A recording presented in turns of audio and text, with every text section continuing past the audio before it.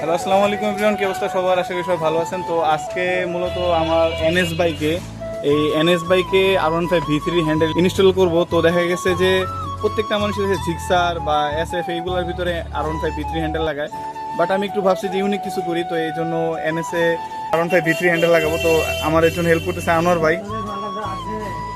তো তো viewers, already আমার বাইকের যে হ্যান্ডেল, স্টক হ্যান্ডেল, তো এটা খুলে ফেলানো হয়েছে। ওই হ্যান্ডেলের জন্য এখানে আলাদা বুশ তৈরি করতে হবে, তো এই জন্য আমরা যাবো লেদের।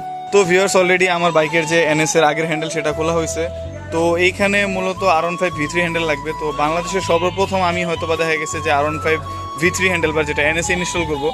তো জানি না কেমন লাগবে, বাট আশা করি একটা ভালো লুক আসবে। যদি এরকম নাও হয় তো এই ক্ষেত্রে দেখা গেছে মনের একটা শখ, সেটা আসলে কথা আছে না, শখের তোলা আশি তোলা। তো এই জন্যই চেষ্টা করতেছি। তো এখন লেদে যাব বুশ বানানোর জন্য, তো আপনার সাথেই থাকেন। অলরেডি আমরা R15 V3 হ্যান্ডেল ইনস্টল করার জন্য যে গুটলি, সেই গুটলি বানানোর জন্য চলে আসছি। তো এই ভাই আমাদের মূলত আজকে লেদের যে কাজটা সেটা করে দিতেছে। লাগানোর পরে কেমন আসবে অবশ্যই আপনাদের দেখাবো, তো ভিডিওটা স্কিপ করবেন না। তো ফাইনালি গাইস, এনএসএ যেহেতু V3 হ্যান্ডেল লাগাবো, গুটলি দরকার। তো গুটলির কাজ শেষ। তো এখন লেদ থেকে নিয়ে গেছি, এখন যা বাইকে লাগাবো। আমাদের বাইকে আপনার বুশ লাগানো কমপ্লিট। তো এখন জাস্ট খালি হ্যান্ডেলটা ইনস্টল করব, করার পরে কেমন লুক আসে সেটাই, আর চালানোটার ফিল কীরকম বা ফিডব্যাক কি সবই আপনাদের জানানোর চেষ্টা করব। তো এই হচ্ছে আমার R15 V3 হ্যান্ডেল বার, যেটা আমরা এনএসএ লাগাবো। এক পাট আর এক পাট।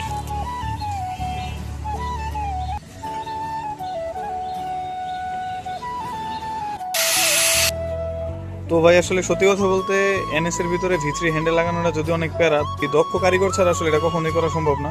একটু প্যারা হইলেও দেখা গেছে আমি ভাইরে প্যারা দেওয়া হইলেও V3 হ্যান্ডেলটা লাগাইতেছি, যদিও অনেক বেশি প্যারা দিতেছি। তো ব্যাপার না, ভাই ব্রাদার এতটুকু তো সহ্য করবেই নাকি ভাই? তো অলরেডি আমার বাইকে R15 V3 হ্যান্ডেল বার লাগানো শেষ। তো আরেকটু কাজ বাকি আছে, মোটামুটি অতটুকু হইলে দেখা গেছে যে কাজ কমপ্লিট। তো আনোয়ার ভাই মোটামুটি সারাদিন আমার বাইকে অনেক কাজ করছে। তো আমার ভাইয়াও মোটামুটি চেষ্টা করছে। তো দেখা গেছে আলহামদুলিল্লাহ কাজ প্রায় কমপ্লিট, আর একটু কাজ করলেই ইনশাল্লাহ শেষ। আর ম্যাক্সিমামে হয় কি যে আপনার যারাই লাগায় দেখা গেছে যে স্টক যে গুটলি থাকে সেটা ফালাই দেয়, বাট আনোয়ার ভাই আমাকে এটা মডিফাই করে এটাই লাগাই দিছে। তো স্টক গুটলিটা লাগালে একটা উপকার হয় কি, এটা আপনার যে সাইডের যে ব্যালেন্স এটা ভালো থাকে। তো এই জন্য আসলে আলহামদুলিল্লাহ এটা নিয়ে অনেক অনেক বেশি হ্যাপি।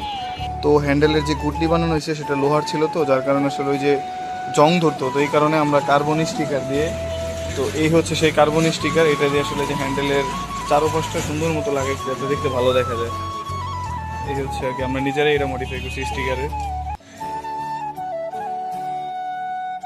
তো ভিউয়ার্স, এই হচ্ছে আমার বাইকের final look R15 V3 handle লাগানোর পরে। তো যদি আপনাদের ড্যাশবোর্ডের যে ভিউটা সেটা দেখে তাহলে হচ্ছে এরকম আসে আর কি, ড্যাশবোর্ডের যে ভিউটা হ্যান্ডেলবারের। আর যদি দেখা গেছে আমি আপনাদের সামনের ফ্রন্ট ভিউটা দেখাই, তো ওই ক্ষেত্রে ভিউটা আসে এরকম। অবশ্যই কমেন্ট করে জানাবেন যে ভিউটা কেমন আসছে, আমি জানি না, বাট আমার কাছে মনে হলো যে না, R15 V3 হ্যান্ডেল লাগানোর পরে লুকটা অনেক সুন্দর আসছে। আর এই যদি হয় সাইড লুক, তো মোটামুটি দেখা গেছে এভারেজে সব কিছু মিলে আলহামদুলিল্লাহ অনেক সুন্দর। আমার কাছে পার্সোনালি অনেক ভালো লাগছে। তো বাংলাদেশের ভিতরে এই পর্যন্ত R15 V3 হ্যান্ডেল বার কেউ এখনও লাগায় নাই।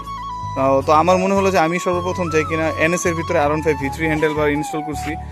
আর এই যে গুটলিটা আমি তৈরি করছি, এই গুটলিটা, তো দেখা গেছে ভিডিওটা আমি আপডেট আরও আগেই দিতাম, বাট এই গুটলিটার কারণে প্রথমবার যখন আমি হ্যান্ডেল বারটা ইনস্টল করি তখন এসে কী হয়েছে, আমার এই জায়গা বাইজে যেত। তো এখন আর এই জায়গাটা বাজে না, কারণ হচ্ছে আমার দ্বিতীয়বারে আবারও এই গুটলিটা তৈরি করতে হয়েছে। তো আবার লেদি নিয়ে ডবল খরচ করে আমার আবার এটা বানাইতে হয়েছে। তো যাই হোক, আমি ভুল থেকেই শিখছি।